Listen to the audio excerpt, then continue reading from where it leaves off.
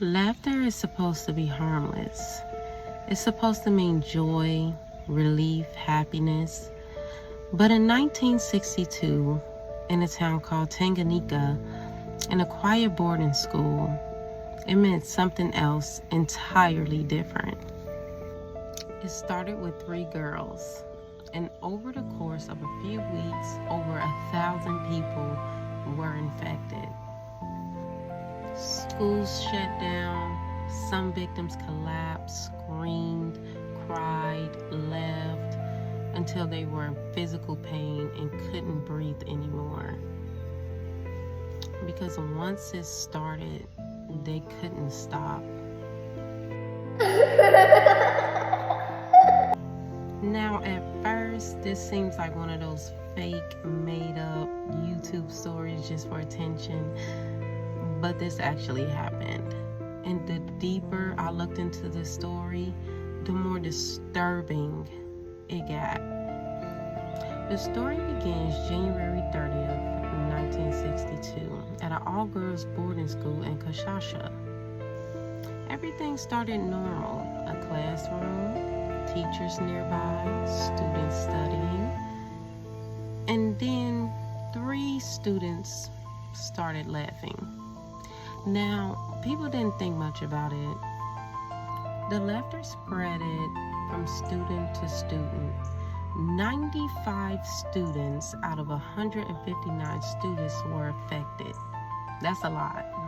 Imagine your teacher trying to teach a classroom and everyone is just laughing, crying, grasping for air, and you just looking around confused, not knowing what's going on. You probably think they just pranking you, joking, but this was actually a real medical problem. And this is the part most people leave out. It wasn't a joke. The pain that they experienced turned into uncontrollable breathing, exhaustion, rashes, and emotional violent outbursts.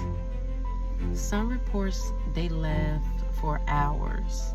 Others, it lasted 16 days. 16 days, y'all.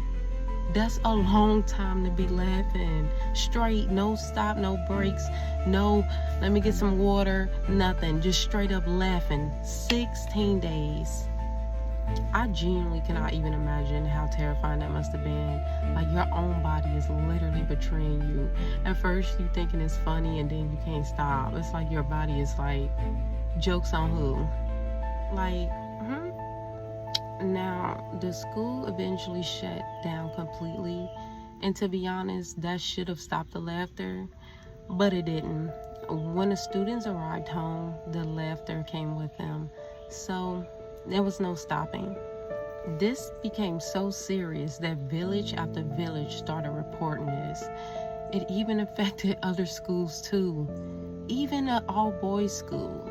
And in total, over 14 schools reported the epidemic. A laughter epidemic. Why come nothing like this be happening in our generation? I just want to know. Because imagine like this happening in 2026. We probably think it's AI. So think about that for a second. No viruses, no chemicals, no medical conditions, just your body reacting to a natural response, laughter, and somehow you're infected from that.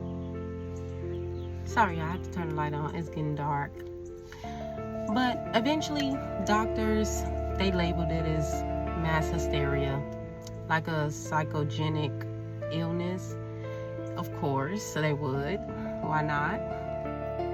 The theory is that a chain reaction of stress and trauma like triggered a natural chain reaction throughout each community.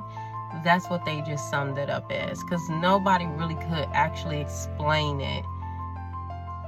So maybe that's possible. It's still weird, but it's possible.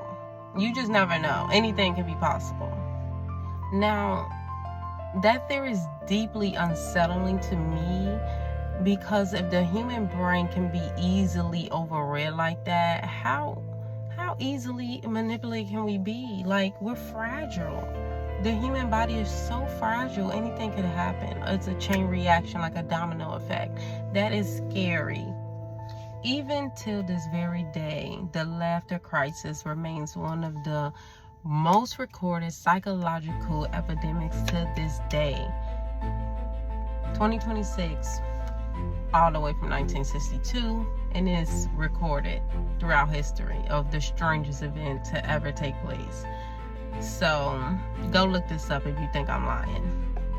And the scariest part is the victims were not laughing because they were happy. They were trapped. That's so weird and like creepy to me.